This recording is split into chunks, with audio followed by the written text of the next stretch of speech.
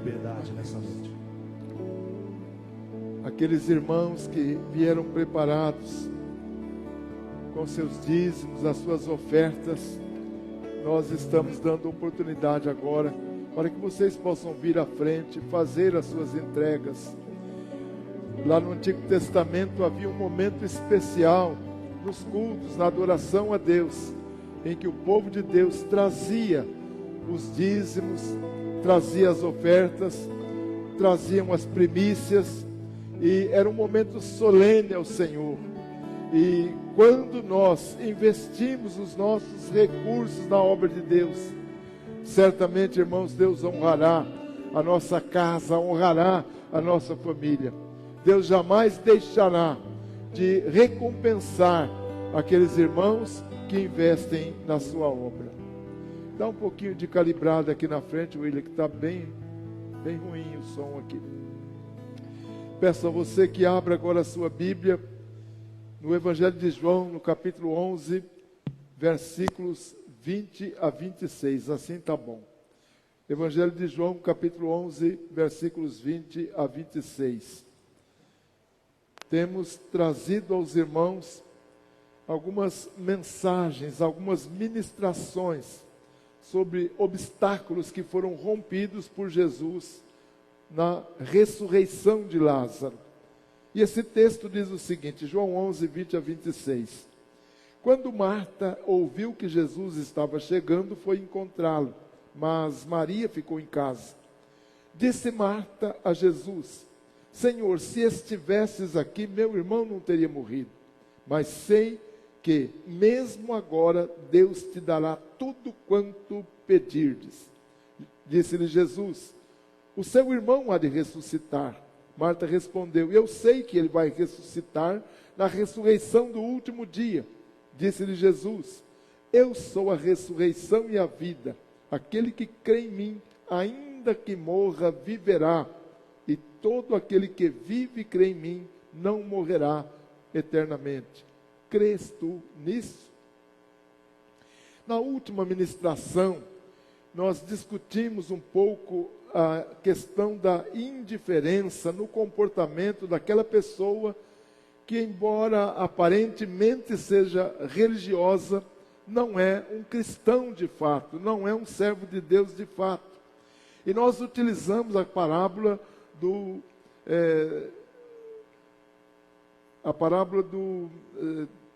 bom samaritano. De vez em quando dá um apagão, né? Do bom samaritano. E vimos a indiferença daquele sacerdote que, encontrando aquela pessoa que fora atacada por ladrões e salteadores, ele simplesmente passou de largo, conforme o registro daquela parábola. Ou seja, em outras palavras, ele não se importou com a miséria, com a desgraça daquele homem. Porém, Jesus nos ensinou que nós devemos amar o nosso próximo com o mesmo amor que nos amamos. Ali no Evangelho de Mateus, capítulo 22, versículo 39, ele fala, ame o seu próximo como a si mesmo.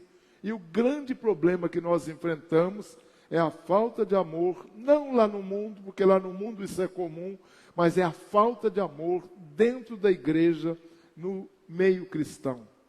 E Tiago, ele traz um texto interessante sobre isso, ali na sua carta, quando ele fala que se um irmão ou uma irmã estiver necessitado de roupas e de alimento do dia a dia, e um de vocês for ali fazer uma visita e disser, vá em paz, ou aquenta-se, ou alimente-se até satisfazer-se, sem lhe dar nada, de que adianta isso? Tiago está falando dessa indiferença. Nós observamos a situação do irmão, mas nós não nos movemos para ajudá-lo. Isso significa olhar para aquela pessoa com indiferença, significa insensibilidade para com as tragédias humanas. Na verdade, esse espírito do presente tempo foi previsto por Paulo, quando ele escreve a sua carta a Timóteo, a sua segunda carta a Timóteo, quando ele fala que os homens seriam amantes de si mesmos, egoístas, avarentos, presunçosos, arrogantes. e uma série de outros predicativos Paulo usa naquele texto para descrever essa geração que nós estamos vivendo hoje. Na contramão do curso deste mundo, Jesus ensinou o quê? Que aqueles que exercem misericórdia alcançarão misericórdia. Está ali em Mateus capítulo 5, versículo 7. E como iremos desfrutar das misericórdias de Deus se nós não temos misericórdia para com aquele que é carente, aquele que precisa do nosso favor? Nós sabemos que Deus é amor. Isso eu não falei na ministração anterior, mas eu gostaria de mostrar para vocês. Quando nós trocamos a palavra amor, ali no capítulo 13 da carta de Paulo aos Coríntios, nós temos algo interessante. A gente sempre fala, Deus é amor. Veja o que fala ali. Vamos trocar a palavra amor por Deus.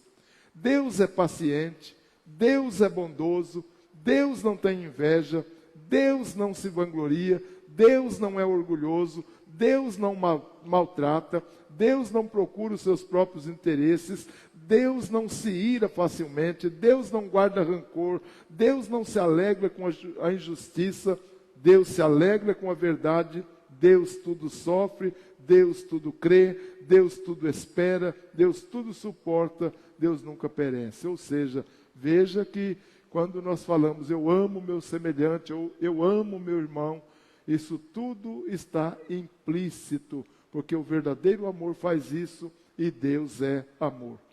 Isso foi o que nós trouxemos aos irmãos na última ministração. Hoje eu quero falar um pouquinho sobre o poder destrutivo da indiferença. Existe um poder que destrói quando nós nos tornamos indiferentes. Em primeiro lugar, a indiferença tem o poder de destruir os relacionamentos conjugais. Quantos casamentos estão sendo destruídos em razão da indiferença de um ou dos dois cônjuges? E eu quero fazer uma citação aqui do pastor Nivaldo Ximenes, pastor evangélico, que ele escreve na internet, ele tem um site, ele diz o seguinte: à medida que os anos passam, muitos casais não crescem em sua intimidade. A alegria e o entusiasmo que tinham um com o outro deu lugar à indiferença e o distanciamento nas emoções.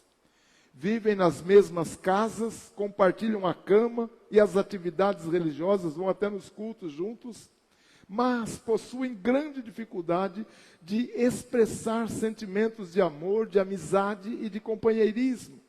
A intimidade vai se esvaindo, dando lugar a sentimentos de rancor e indiferença. Não conseguem mais rir juntos, não conseguem brincar, ou até mesmo fazer atividades das quais gostavam de fazer antes, como passear de mãos dadas, passear pelo jardim, fazer compras juntos. Ele continua falando, geralmente os cônjuges se dedicam a uma atividade que não permite que desfrutem da presença um do outro. Essa atividade pode ser uma dedicação fora do comum, muitas vezes a um filho, ou ao trabalho, ou até mesmo atividades religiosas. Aplicam o maior tempo possível em alguma dessas atividades para que ela consuma o tempo que poderiam aplicar e desfrutar do relacionamento conjugal. O site do pastor Nivaldo é nivaldobximenes.wixsite.com. De lá eu extraí esse texto mostrando como a indiferença ela pode fazer a diferença no relacionamento conjugal, que é o esfriamento do amor, o esfriamento do relacionamento, para evitar esse contratempo, esse desconforto de estar junto ao cônjuge. Aquele que pratica a indiferença, ele cria situações que o envolvem parcialmente ou totalmente, e a barreira que distancia o casal chega a níveis insuportáveis, e o clima de relacionamento fica cada vez mais frio e silencioso. Muitos casais vivem dessa forma. se não houver uma cura através do perdão, uma volta ao diálogo, uma doação, uma entrega, os casais que vivem na indiferença certamente vão se autodestruir e também irão destruir o relacionamento. Eu quero lembrar aqui do ensino de Paulo, quando ele fala o seguinte: suportem-se uns aos outros. Isso aqui também se aplica aos casais. Ele diz: suportem-se uns aos outros e perdoem as queixas que tiverem uns contra os outros. Perdoem como o Senhor lhes perdoou. Aí ele continua dizendo: acima de tudo, porém, revistam-se do amor, que é o selo perfeito, e a paz de Cristo seja o árbitro em vossos corações. É interessante esse texto. Aqui nós temos duas palavras que são bem fortes aqui. Dois verbos, melhor dizendo, o verbo suportar e o verbo perdoar. O verbo suportar, ele vem de uma palavra grega, a palavra anexomai, que significa carregar, sustentar, levantar, suportar. E o verbo perdoar é a tradução de um outro verbo grego, o carizomai, que significa mostrar-se generoso, ser bom, ser benevolente, pronto a perdoar. Ou seja, para viver bem, o casal precisa oferecer suporte um ao outro, precisam se perdoar um ao outro.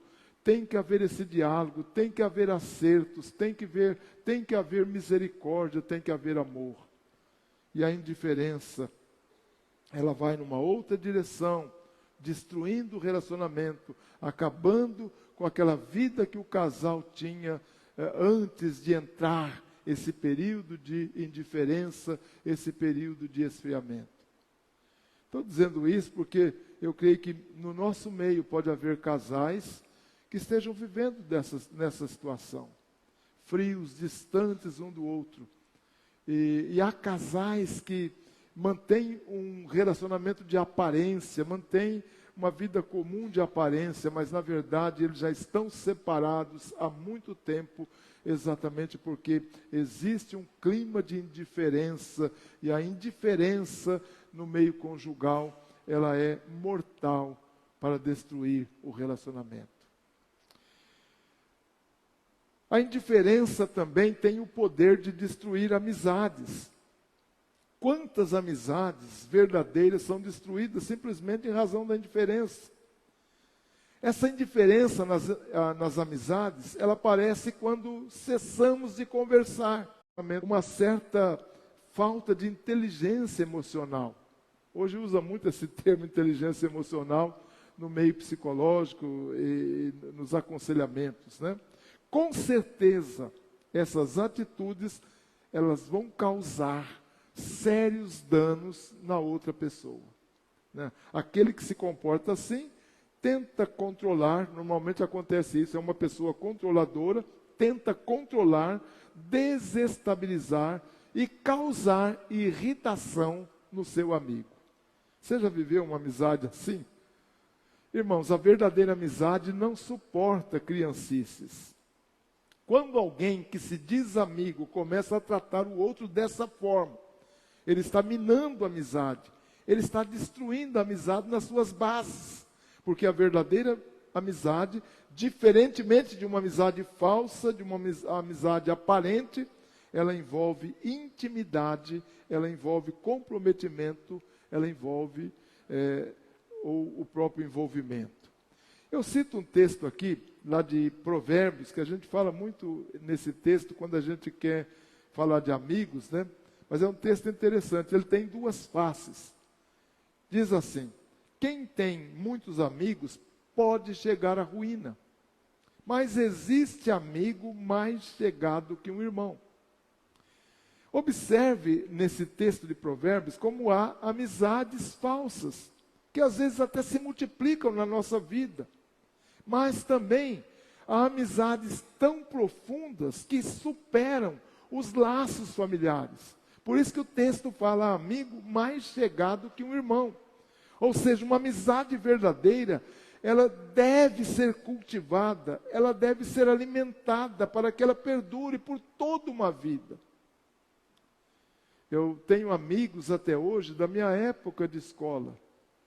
Nunca cessamos de nos relacionar, estamos distantes, mas diariamente trocamos, hoje está fácil, né?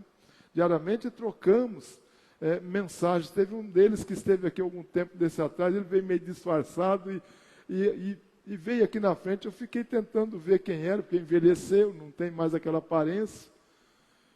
O pastor Jorge Henrique, ele é pastor de uma igreja lá em São Vicente. E desde a nossa época de faculdade até hoje nós trocamos brincadeiras, nós temos uma amizade porque cultivamos essa amizade.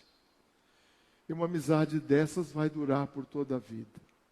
Quando um amigo assim morre, é como se morresse alguém da nossa família, como se fosse alguém que, é como se fosse uma pessoa do nosso mais íntimo relacionamento.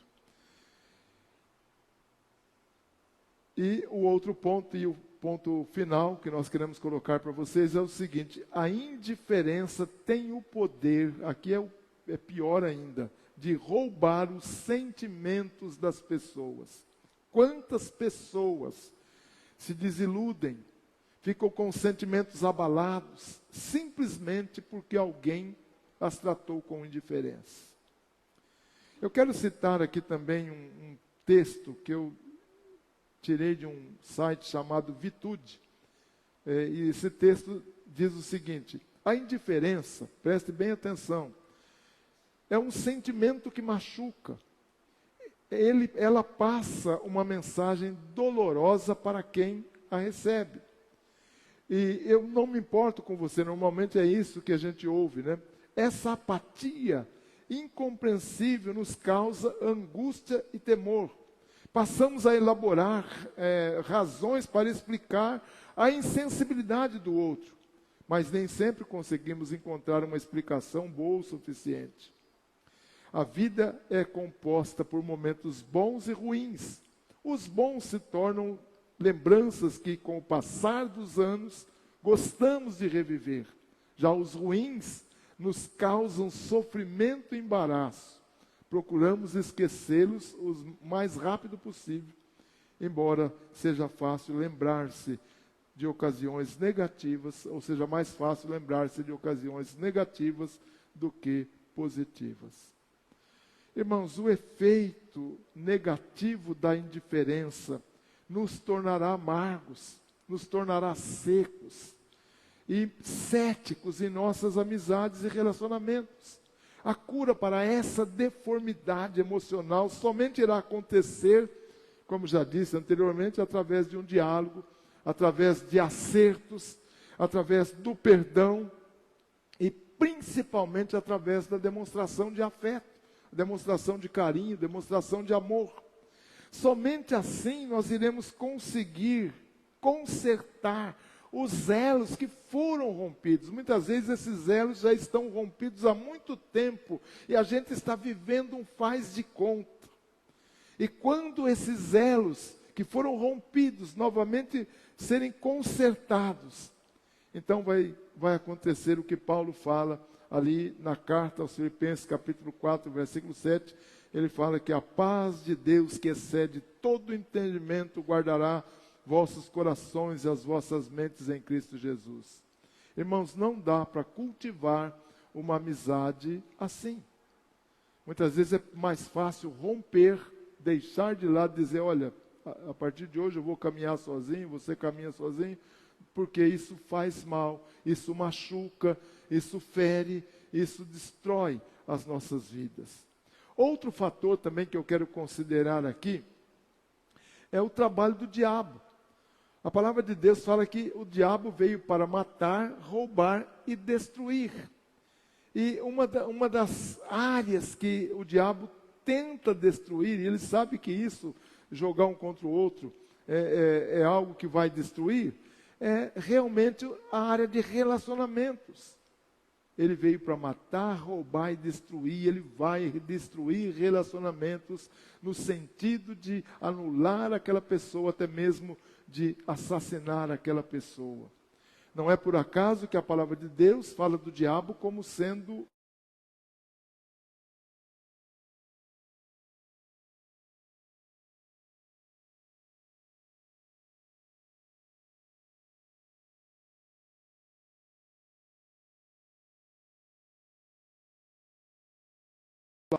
Mas quando isso acontece na igreja, então, aí sim a coisa pega, porque nós precisamos que Deus trate, que Deus conserte.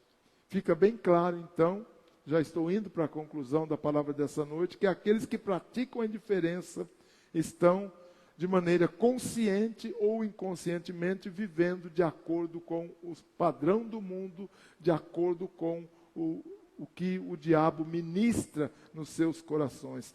E nós precisamos, irmãos, extirpar todo vestígio de mundanismo nas nossas vidas, inclusive nessa área tão importante. E algo que Paulo fala, e eu quero terminar com esse texto em Romanos, capítulo 12, versículos 1 e 2. Ele fala, portanto, amados irmãos, rogo-vos pelas misericórdias de Deus, que ofereçam um sacrifício vivo, santo e agradável a Deus, que é o culto racional de vocês. Mas ele fala no versículo 2, e é aqui que eu quero realmente aplicar. Não se amoldem ao padrão deste mundo, mas transformem-se pela renovação da vossa mente, ou da sua mente, para que sejam capazes de experimentar e comprovar a boa, agradável e perfeita vontade de Deus. Aqui é como se Paulo está mostrando um padrão, o padrão do mundo, que não serve para nós. Muitas pessoas se convertem a Cristo, mas parece que não devem deixar essa carga. É preciso deixar essa carga. Tem que haver uma renovação de coração e mente dos princípios que tínhamos lá atrás, agora moldados com os princípios da palavra de Deus. Essa renovação de mente, quando ela acontece em nós, então nós iremos provar a boa, perfeita e agradável vontade de Deus. Muitas vezes nós vivemos em conflito, nós vivemos sofrendo, porque não estamos adequados ao padrão de Deus, ao padrão da palavra de Deus, e não dá para ficar com os pés no mundo, com um dos pés no mundo e um dos pés na igreja. Ou a gente fica no mundo, ou a gente fica na igreja. Então precisamos pensar nisso e mudar aquilo que precisa ser mudado, nos adequando ao padrão da palavra de Deus. Que Deus nos abençoe. Pastor Luiz, vamos orar.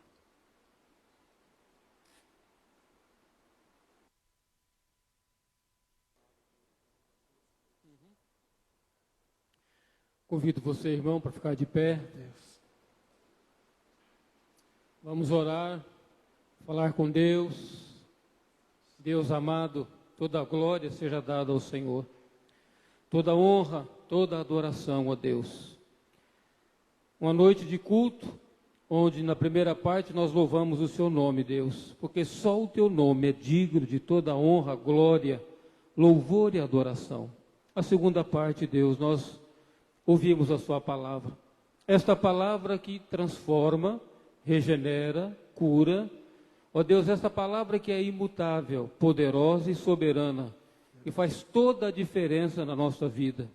Pai, que aquilo que nós ouvimos nessa noite e coloquemos em prática para a glória do Senhor, ó Deus. Que possamos amá-lo, amar o Senhor de todo o coração, alma, entendimento, força e também o próximo como nós nos amamos. Ó Deus, em nome de Jesus, se há em nós alguma indiferença, que o Senhor remova para a glória do Senhor e que possamos viver unicamente para a glória, ó Deus, do Senhor, como diz a Sua palavra. Quer comamos, bebamos ou façamos outra coisa, seja tudo para a honra e glória do Senhor. Muito obrigado, Deus, pelo culto, no nome de Jesus. Amém. Antes, os irmãos podem sentar, estamos já chegando ao final do nosso culto. Antes do término, tem um aviso aqui do pastor Luiz. Ele começou hoje já a classe de doutrinas, e se você se inscreveu para essa classe, procure o pastor Luiz para receber uma apostila.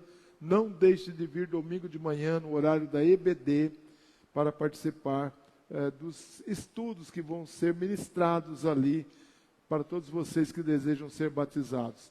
E se tem alguém ainda que não deu o nome, que gostaria de ser batizado, pode falar com o pastor Luiz, e você vai fazer parte da classe também, recebendo o material de instrução.